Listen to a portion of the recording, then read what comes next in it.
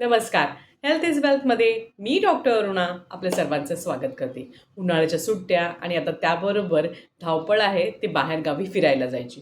पण अशातच तब्येतीच्या छोट्या-मोठ्या कुरबुरी मात्र प्रवास नकोसा करतात.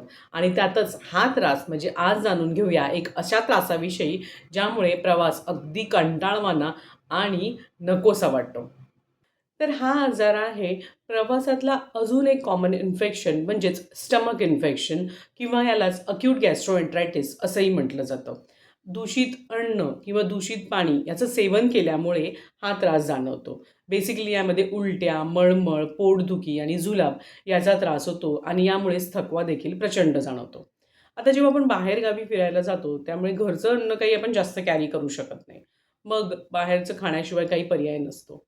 मग त्यातल्या त्यात आपण काय काळजी घ्यावी ते आपण बघूया.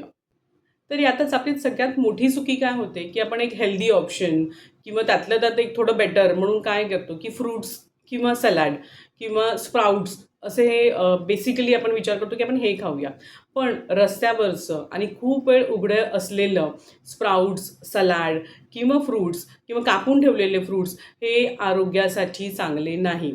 त्यामुळे शक्यतो ते घेणं टाळावं. रस्त्यावरचं आणि उघड्यावरचं अन्न हे घेऊ नये. आणि त्याबरोबर फळांमध्ये ओव्हरराईप फ्रुट्स जसे फणस किंवा आंबा हे देखील त्रासदायक होऊ शकतात. आता यातच दुसरी काय आपली चूक होते, की आता बघा उकडतंय, खूप गरमी आहे, छान कोल्ड ड्रिंक मिळालं तर मजा येईल आणि त्यातच बर्फ असेल तर मग आहाहा! पण मग काय होतं, की बघा हा बर्फ वेगवेगळ्या इन्फेक्शनचा सोर्स असतो. बर्फामुळे बरेचसे इन्फेक्शन्स होतात. आता आणि त्यातच जर या बर्फाचा सोर्स म्हणजे बर्फ कुठल्या पानापासून बनला आहे, हे जर माहीत नसेल, तर प्रवासात बर्फ घेणं टाळावं. आता सगळ्यात छोटं पण महत्त्वाचं आणि ती म्हणजे एक छोटंसं हँड सॅनिटायझर नेहमी कॅरी करा.